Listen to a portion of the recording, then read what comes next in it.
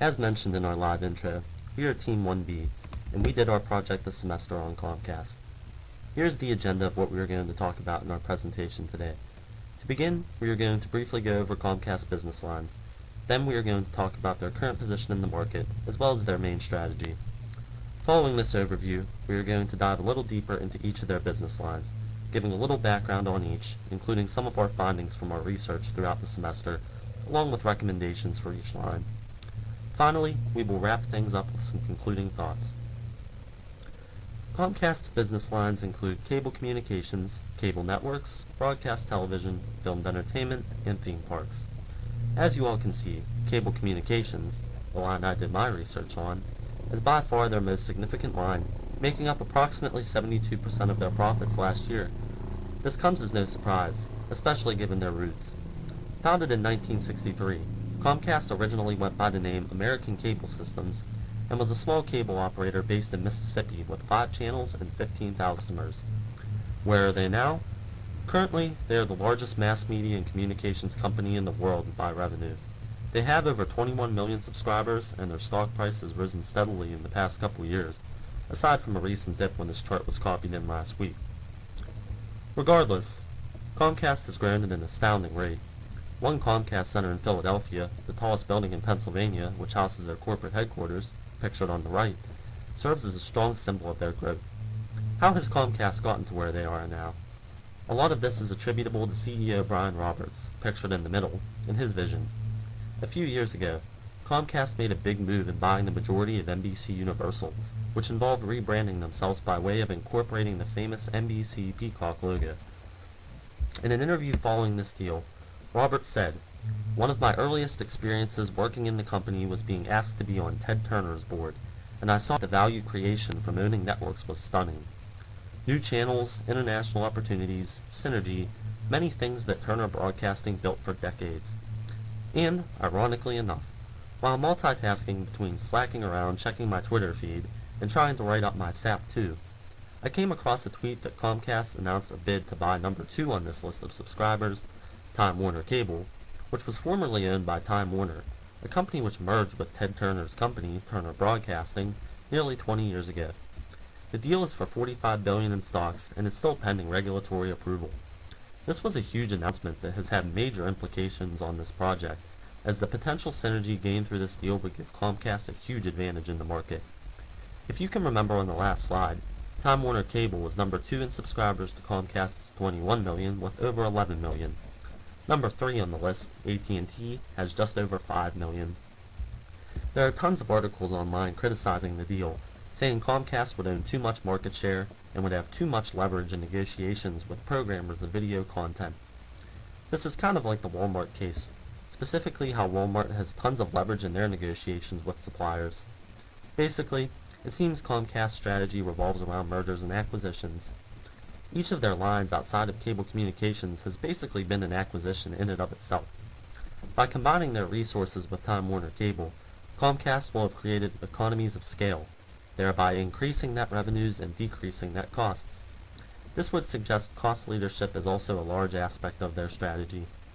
It seems Comcast will continue to build a very strong competitive advantage, but is it sustainable? Now, we will look into each business line. I already gave a good background on cable communications, their primary line, and where they currently stand. It is worth mentioning, however, that they have branded this line as Xfinity. The red states are ones where this service is currently being provided. What kind of issues do they face? Well, how many of you are Comcast/Xfinity subscribers? That was a rhetorical question. You don't need to raise your hands. I figure a lot of you are, as we don't really have much of an option living in Oakland. Now, how many of you are satisfied with your service? Crickets. As shown by the poll on the right, and many others that are out there, this has been a huge criticism of Comcast, and one that we strongly recommend should be improved upon. Think about the Valentine's Day massacre case in class involving JetBlue. JetBlue said it was the growth trap, or growing too fast, and the Valentine's Day massacre exemplified this by showing carelessness in the way of customer service. Clearly, as discussed in the overview, Comcast has done a lot of good things to develop their brand and grow as a company, appeasing their shareholders. However, they need to appease their customers as well. They need to provide better quality service in order to improve their overall image. Another recommendation we have is for them to provide more in the way of innovation.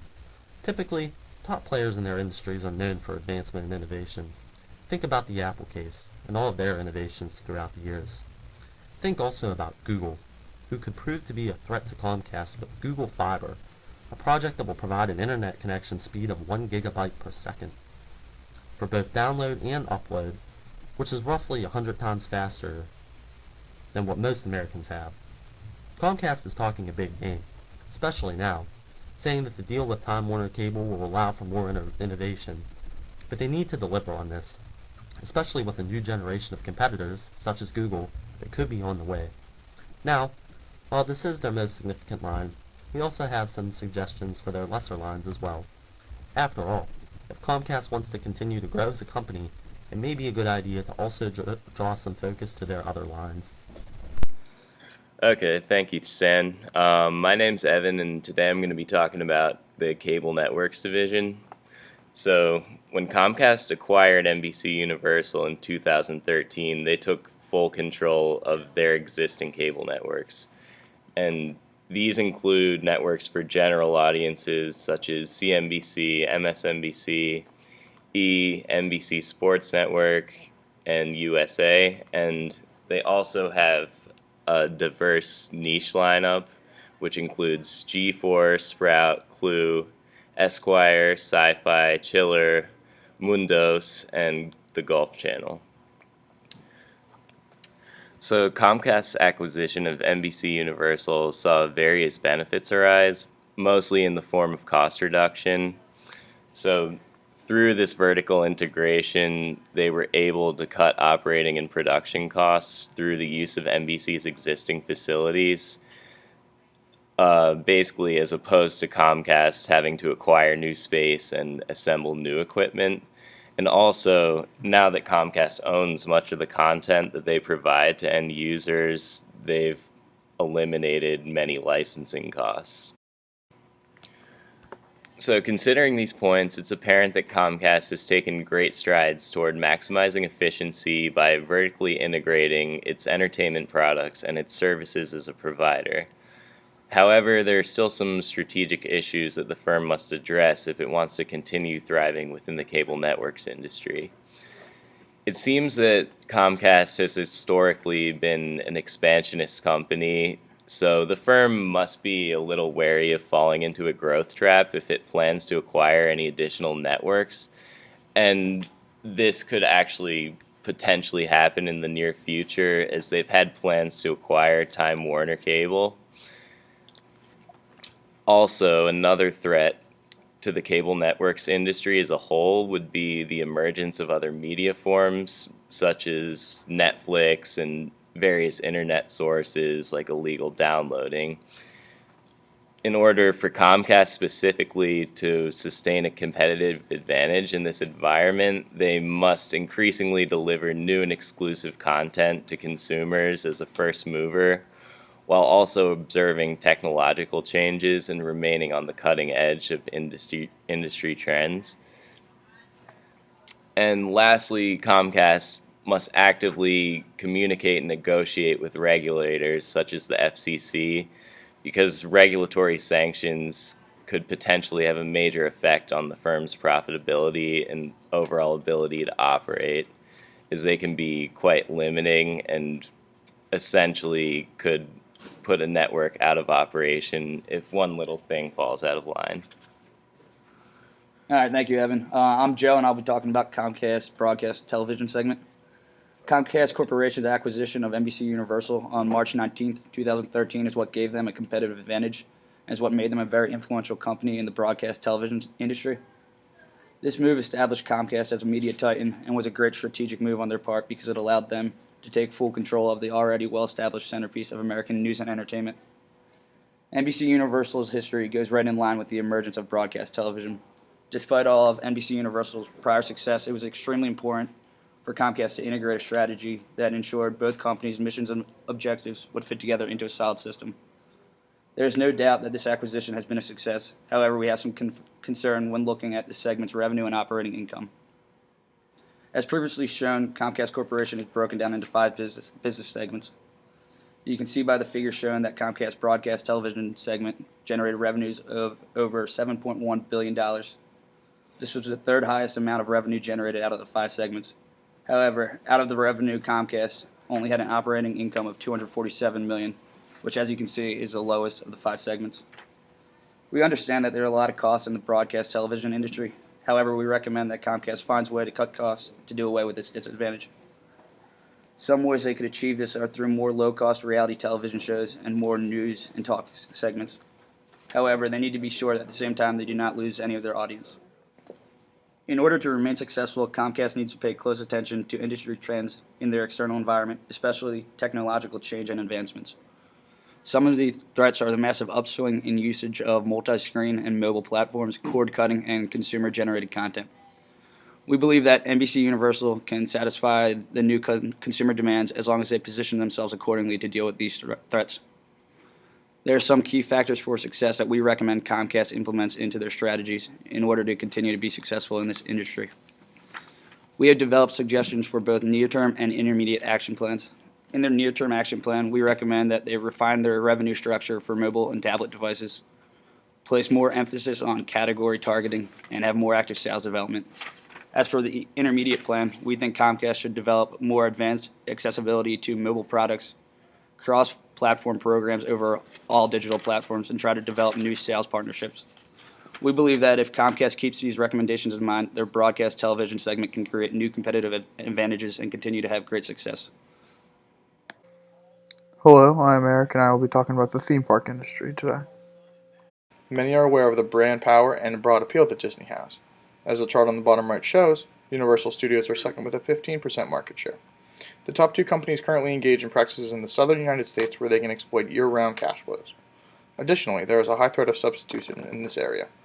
Disney and Universal both have parks near each other, so switching costs are low for the consumers. A main use of costs is the wages to the employees. As I highlighted in my pestle analysis of the external environment, a drastic increase in the minimum wage could negatively impact profit margins for the parks. Finally, there has been an industry-wide shift to incorporate elements of toys and characters into rides.